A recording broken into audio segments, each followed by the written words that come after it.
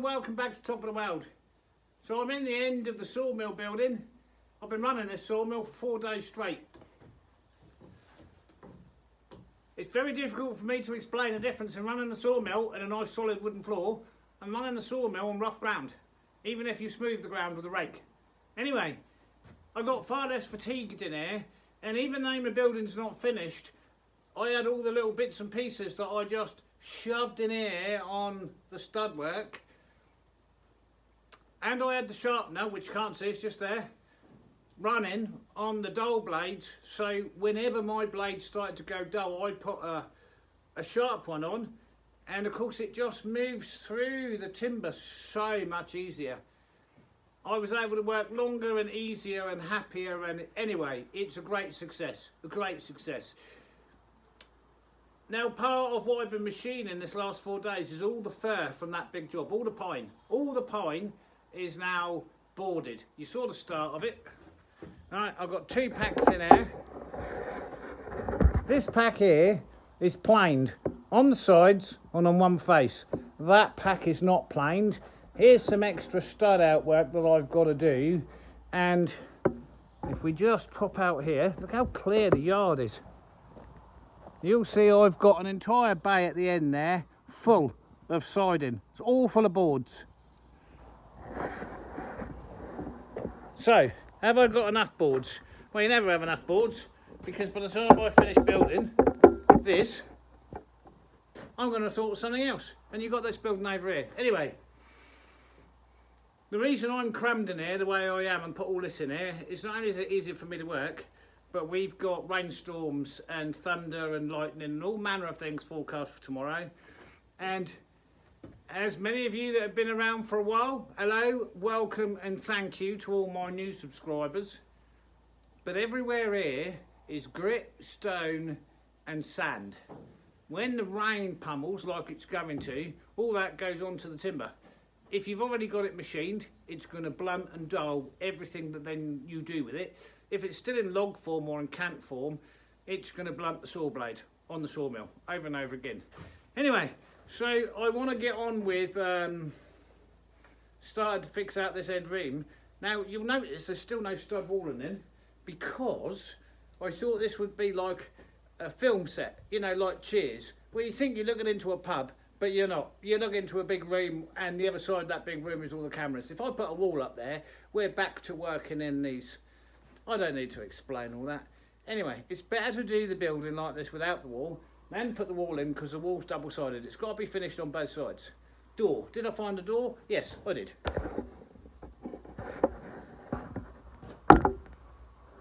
Is it the best door in the world? Well, yeah, because I ain't got to make it. Right, will it do the job? Yeah, it'll do the job. It'll do the job nicely. Do you know, I think the glass might have an advantage. I can't think of one, but it might have an advantage. Anyway, that's our internal door between the sawmill building and the sawmill tooling room. I've given it a name. There you go. However, before I start cladding the walls, first fix electrics. I thought I'd invite you along to understand my process. Why is my hat off? You know, day before yesterday, what's the day today? I don't know. 2 days ago, it was 102 Fahrenheit in the yard. 102. On that day, it was only 103 in Texas. So, Texas had snow, and we've had 102 degrees. I'm not quite sure what the record is in here. In here? But 102? Really? Anyway, so I'm waving me at about, and I'm in the shade. What is it today? I don't know. It's in the 80s. Right, so I went into my stalls, and I've got 3 back boxes left over from a job. I've got 2 of those. Now, they look new, just because they are. I bought these a few years ago, because I'm starting to replace the old sockets in the factory with these more modern ones, and they have a single phase outlet on the front. So these are 3-phase, right? So much 3-phase here. Are we having 3-phase to the building? Yes, with a single phase socket on the front. So these have to go. This is what will be the raw trees coming in. These are going to go on the inside of this wall here, so that we can have the log splitter and the big saw in order to process firewood out here. Right, because at the moment we do all the firewood processing down there and it all gets a bit tight. Okay, electrics, what do I want? So this rafter here is in line with the wall. So in the middle, right there, I want a light. And by this door, I want a light switch. And the reason I say by this door here, as opposed to this door which will be here, is because in the winter, when it's got its front shutters on all the way down there, right, the way in and out will be this door. So I come in this door and the light switch wants to be right there and the light wants to be above it. I want a permanent feed going out here for the sensor lights. I also want a Cat 6, Cat 7, Cat 9 cable going out there as well.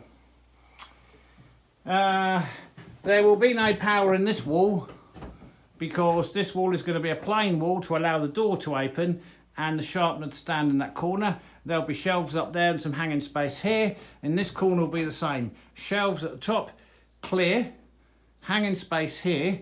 This wall, however, which is going in there, right, this is going to have a workbench there, cupboards underneath, shelves above, and it will want plug sockets there. The advantage of putting plug sockets there means, let's come out my side my imaginary wall, I can also put a plug socket on the outside of the wall for things like battery chargers or other things that I need at this end. And then 3-phase there. Main electrical box is going to be here, even though the power is coming from that building there. So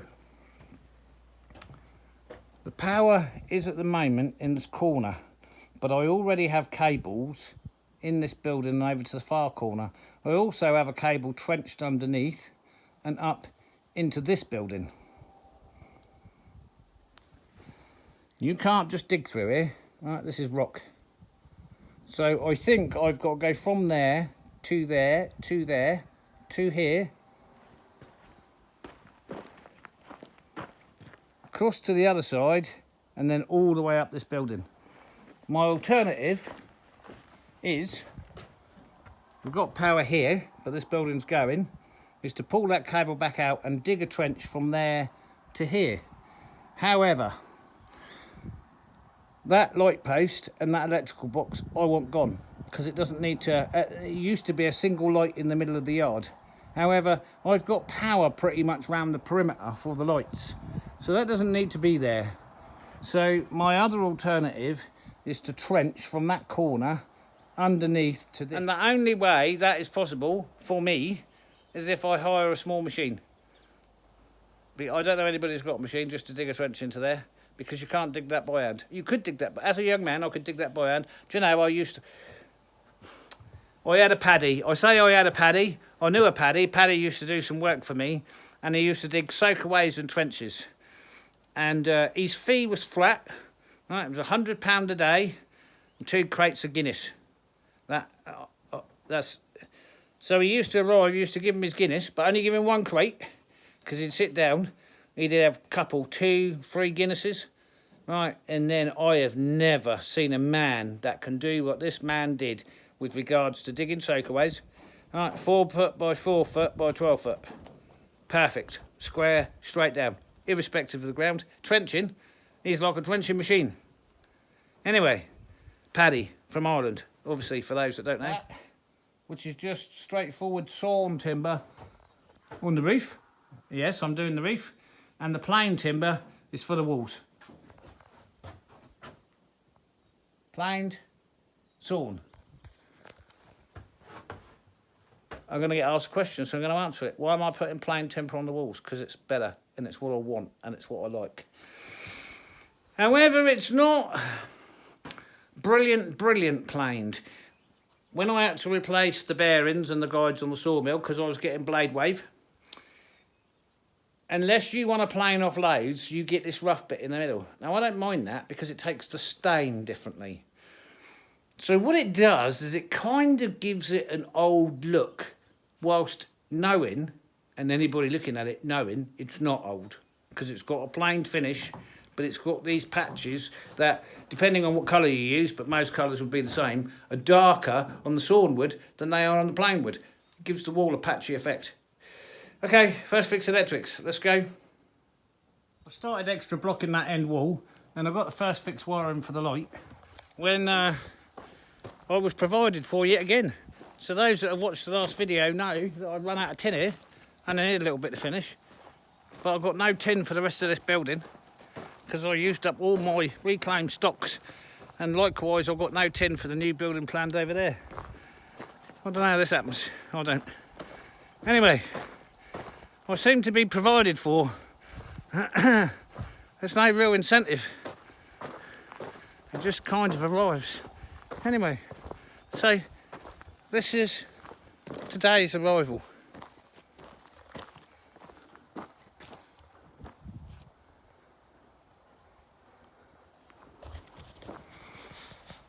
You can't tell how deep that is. Anyway, there's 30 or 40 sheets there. Enough. And, right, note the metal bar on top. Right, that also came yesterday. I found this metal bar. Right, this is mine. It's off an old piece of machinery. And then I had an idea.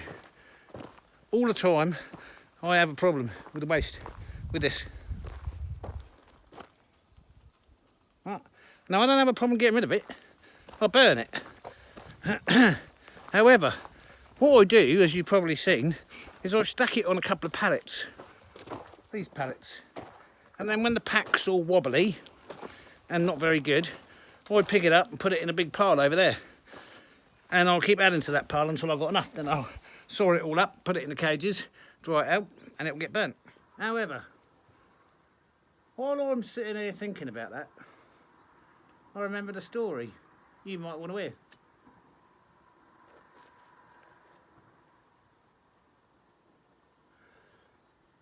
In the first year me and Sarah was here, we demolished a big house for somebody.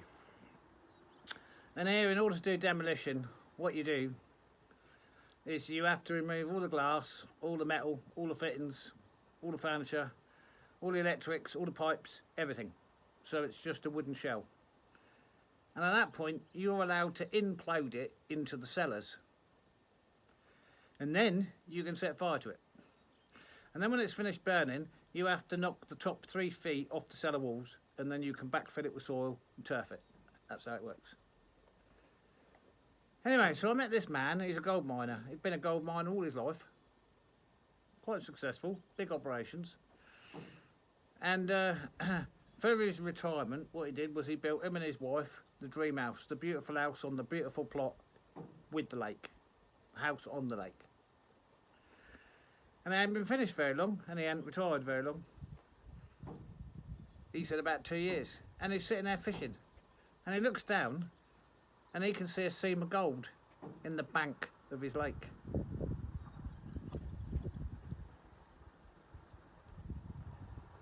He's a gold miner. He chases gold veins. That's what he does. So next day he went and got a little machine, and he's scraping about, and he opened up quite a big vein. A big enough vein to want to chase it. But in order to chase it, he had to drain his lake. So he drained his lake, and he started quarrying in his own lake. And he followed the vein as far as it went in one direction, and then he started following it the other direction. And the vein was heading right for his brand new house. He knew he had to chase this vein, and he chased this vein until it got reasonably close to the house, and he announced to his wife he's going to have to move the house. The stress killed her. Right, she died. So now he's halfway down this vein that he's chasing. His wife died, and he's got his dream house in front of him. So he blew up his dream house, put it in the quarry behind, carried on chasing this vein, right through where his new house was. Anyway, what I can tell you is from his point of view, it was all worth it. when he'd finished chasing this vein, of course, he went back to living in the same house that him and his wife had always lived in. And during the process of this story, as I always make a point of asking people what they do, I was like, well, what's the biggest single piece of gold you've ever found? And he said, I'll show you. And I'll go into this normal Swedish house, and into this room there's this vault, right? And on the wall of this vault there is a single glass shelf with a gold nugget the size of your fist. It's ugly, you know, different shapes, it's unclean, it's raw. He said, I found that under the house. I said, what, the house that you built and blew up? He said, yeah, it was underneath the house. He said, it's within the vein, but underneath the house. And the point of telling you this story is because I was sitting there thinking about the price of tin sheet and how I was going to do the roof on that. So what I decided I'd do is, if I get to that, I'm going to solid board it, and then I'm going to put over some of this scaffolders plastic, and that'll do until the price of tin comes down, or I find a big nugget of gold. And that led me to thinking, I've seen most of the nuggets that have been found in these parts, and there's more chance of the former becoming the latter, and the latter never happening. And then I remembered this story. Yeah. Is that the sound of rain? It has arrived. At last, it has arrived.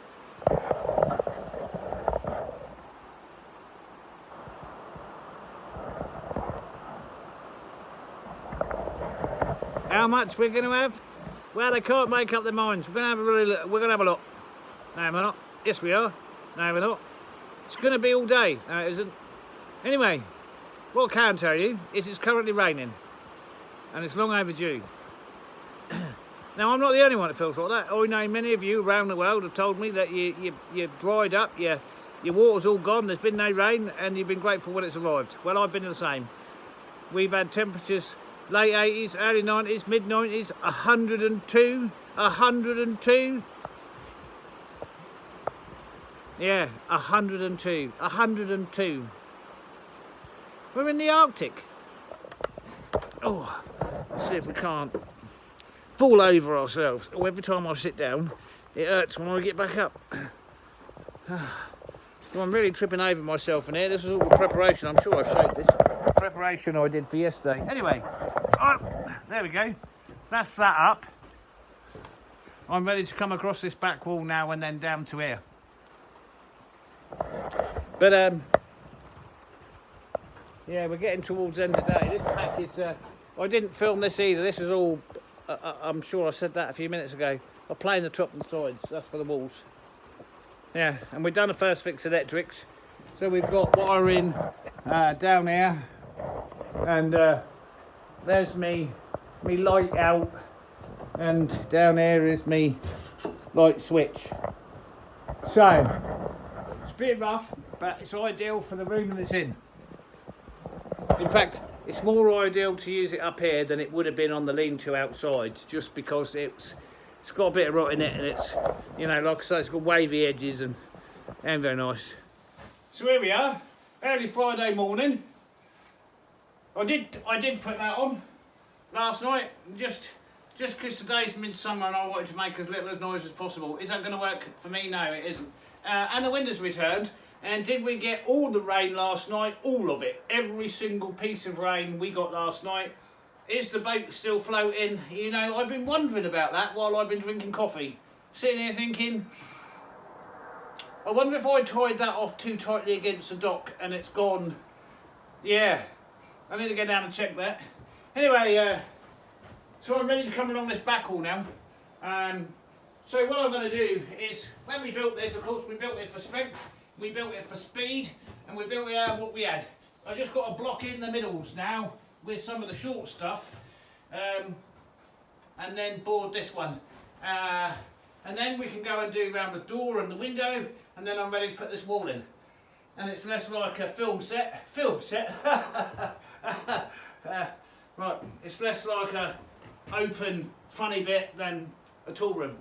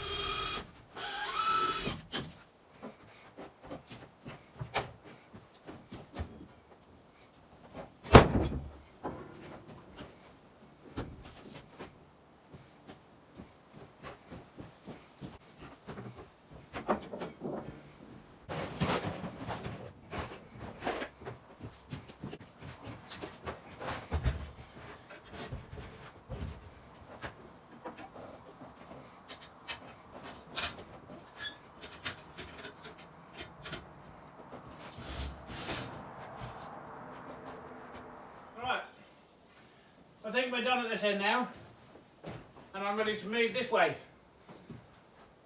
So that's where the blade sharpener's going to go. Can't move anywhere else, and that's it. Above this, I'm going to have shelves. First being here, and get the blade underneath, travels just fine, and probably the second one in the middle. Might have partitions, might have a cupboard, but certainly shelves. Those walls are for the blades. I'm going to have sharpened blades and new blades, or new blades and sharpened blades. Now in the winter, all blades have to leave this room. They have to go inside there because these will rust. Right? No ifs, buts or maybes, they're going to rust and corrode. So at the end of every season, blades come off the wall and they go into the heat. And then at the beginning of every season, they come out and hang on the wall. So I can get two different types of blades, blunt ones, sharp ones, new ones, sharpened ones. I can get two different sets of blades, multiple blades hanging on there without them interfering with the door opening, or the sharpener, or what's going to be at the back. So, this is a large part of what this room is for. Done. And we're all finished here. Now, I still haven't done the door, right? I haven't done the door. We're doing the door red with white trim. But inside, up until this wall, we're done. Trimmed, skirting, trims on the windows. We can now move this way. Trimmed the window out, trimmed underneath. Put a nice little recess in here.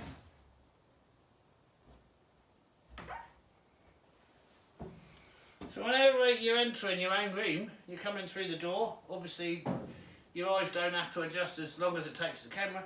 Well, you've got a cup of coffee in your hand and you want to turn the lights on.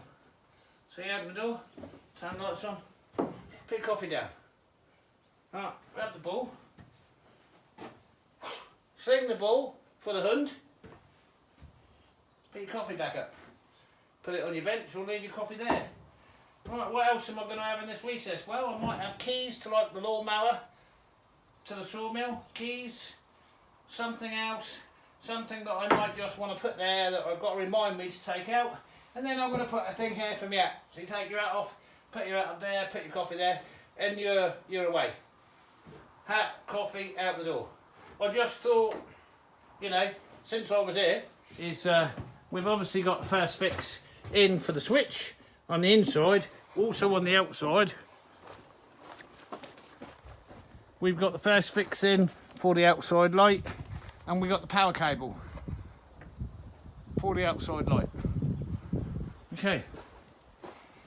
And you know what I was thinking while I was doing this in the rain yesterday? There's a roof missing over this door on the outside.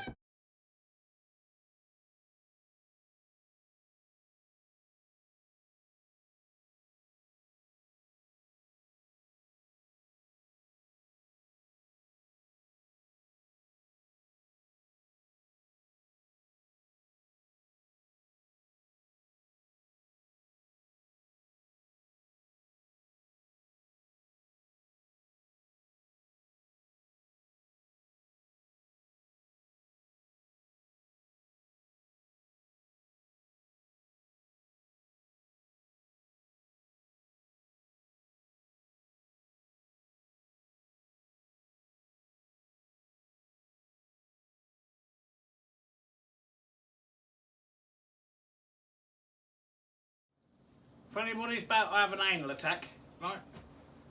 Just ignore that bit up there because you won't see it. Because the ceiling under this part here, and only this part here, will cover that, so we're done. Right, that's that wall on. You'll notice there's also a door. Door jams, door stops, door handles, door locks.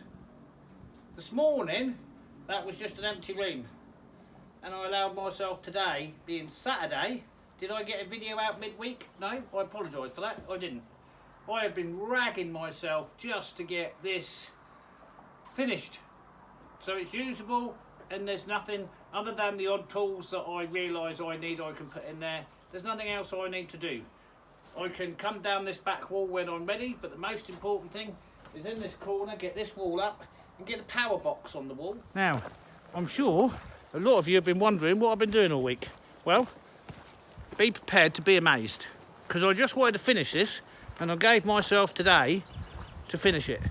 Are there sunflowers in the windows? Yeah, there's a story about those. Right, let me show you. Tooling room, sawmill.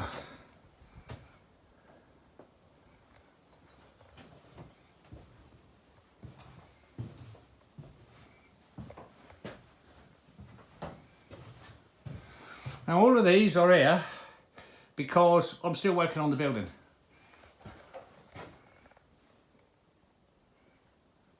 Inch ply on there.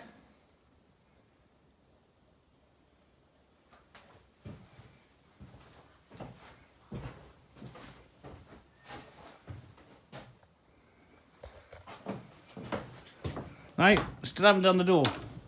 And then exit here. And I've got to obviously gravel all this and grade it. But we've got the essentials. Light switch, headlight, hat, flower in the window. And yeah, we're pretty much done, really. There's no need for that. I just like it. So now I put this cupboard up here. There's nothing in this cupboard yet. But, oh, there's some. It's just somewhere I can put some stuff. And I put the other layer of plastic between this wall to minimise dust, because obviously running the sawmill is a really, really dusty environment. Anyway, I'm hoping once the door is shut, yes, I've got to clean it. You can kind of see where I was going with it, really. Anyway, I don't need to do any more building in there. All I need to do is put anything else in there that I need to store that's relevant to this area. Now, with power in this area, it becomes more useful than some of the others. So the splitter, the sawing, all raw log into camp, lumber, firewood, all of that's going to be done in this area. So everything associated with that will be in this room except for the stuff that can't freeze. There's going to be an element of a wheelbarrow full that has to come out of here in September and come back in here in May. Outside of that, am I going to attempt to run the sawmill out of season? No, I won't run the sawmill anything sort of below -5 because the blades snap. And I've tried it. I've tried running the sawmill, reasonably successful at -10, even -15. The sawmill will run, but things around it will just break. Again, thank you to all the new subscribers. It's been amazing this week. It's been absolutely incredible. And we'll catch you on the next one. And for the new subscribers, if you like the content, give it a thumbs up. Thank you for subscribing. If you want to donate, there's a Buy Me a Coffee link in the description or in the head of the homepage. Thank you all for watching. We'll see you on the next one. Bye for now.